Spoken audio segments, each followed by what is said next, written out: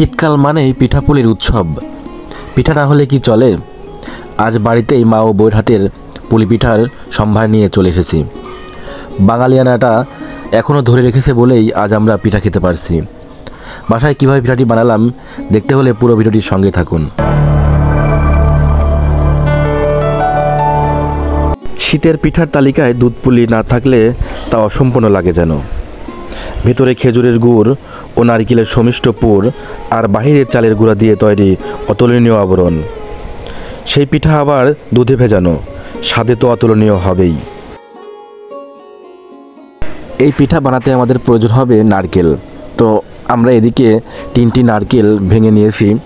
তো নারকেলের থেকে আমরা যে পানি থাকে পানিটা বের করে নিলাম। দেখুন খুবই সুন্দর একটি নারকেল ফাটালাম। তো এখন এই নারকেলগুলো আমাদের কুড়াতে হবে। তো এদিকে আমার আম্মু নারকেলগুলো সুন্দর করে কুড়িয়ে নিচ্ছে। দেখেন বটির মাথার উপরে একটি নারকেল কুড়ানো রয়েছে। তো এটা চাপ দিয়ে আস্তে আস্তে নারকেলগুলো ঝরে যাচ্ছে।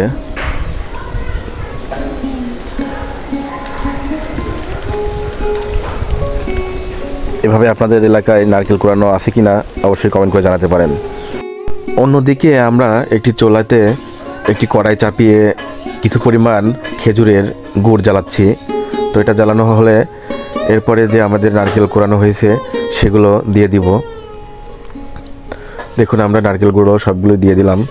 এরপরে সুন্দর করে নাড়াচাড়া করতে হবে।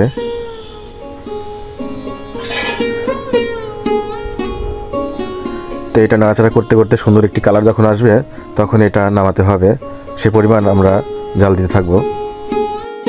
আমরা যে এখানে পুলি পিঠার জন্য যে নারকেলের পুরটি রেডি করতেছি এটাতে আমরা ব্যবহার করেছি কয়েকটি এলাচ এবং প্যাকেটের গুঁড়া দুধ।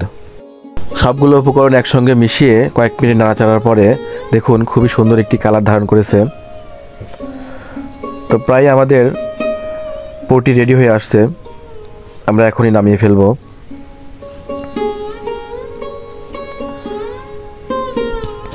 তো অলরেডি আমাদের এটি রেডি হয়েছে, এখন আমরা নামিয়ে ফেললাম। এরপরে আমাদের আরেকটি পাত্রে চাউলের গুঁড়া আর পানি মিশিয়ে একটি ড্রো তৈরি করতে হবে। দেখুন অলরেডি আমাদের ড্রোটি রেডি হয়ে গেছে। তো যেভাবে রুটি পিঠা বানায় সেভাবেই আটাটি কাই করা হয়েছে। তো সবশেষে ঠান্ডা হওয়ার পালা। এখন ঠান্ডা হলে আমরা পিঠাটি বানানো শুরু করব।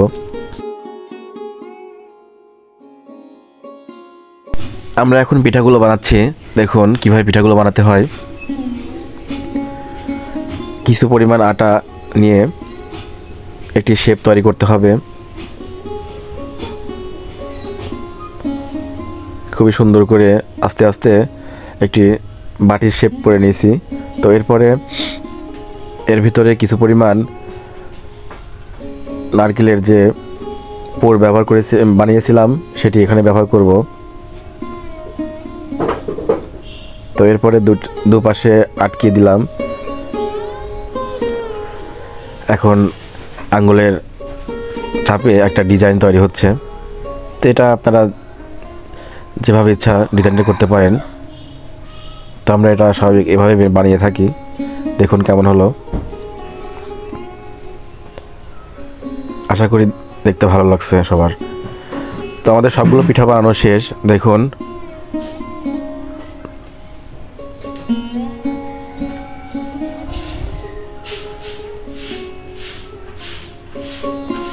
তো এখন আমাদের পিঠাটি রান্না করার পালা।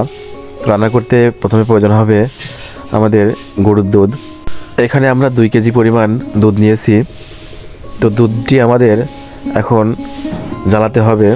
যখন 2 কেজি দুধ 1.5 কেজিতে পরিণত হবে তখন আমরা পিঠাগুলো এর ভিতরে ছেড়ে দিব। তো সেই সময় পর্যন্ত আমরা জ্বালাতে থাকি। তো এর সঙ্গে দিয়েছিলাম আমরা চিনি ব্যবহার করেছি। আপনারা চিনি না ব্যবহার করে পাটারি বা লিকুইড গুড় ব্যবহার করতে পারেন। তো এরপরে আমরা দিয়েছিলাম প্যাকেটের গুঁড়া দুধ। এটাও আপনারা ব্যবহার করতেও পারেন নাও পারেন।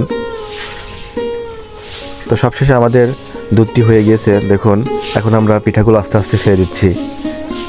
তো খুব সাবধানে সহকারে দিতে হবে যাতে পিঠাগুলো একটির সাথে একটি লেগে না যায় এবং ভেঙে না যায়।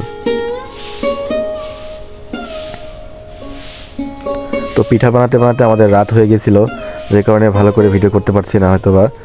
তো দেখুন অলরেডি আমাদের পিঠা বানানো শেষ, এখন আমরা নামিয়ে ফেলেছি। আপনাদের কাছে পিঠাটি কেমন লাগছে অবশ্যই কমেন্ট করে জানাবেন। তো পিঠাটি এখন খেয়ে দেখা যাক কেমন লাগে। যদিও এই বছরে এই পিঠাটি আমাদের প্রথম খাওয়া, তো খুবই সুস্বাদু হয়েছিল। তো গরম গরম আমি এটি পরিবেশন করলাম, অনেক সুন্দর হয়েছিল পিঠাটি। তো আপনারাও বাসায় অবশ্যই বানিয়ে খাবেন। আজকে ভিডিওটি কেমন লাগলো কমেন্ট করে জানাবেন। সে পর্যন্ত সবাই ভালো থাকুন, সুস্থ থাকুন। দেখা হবে অন্য কোনো ভিডিও নিয়ে। আল্লাহ হাফেজ।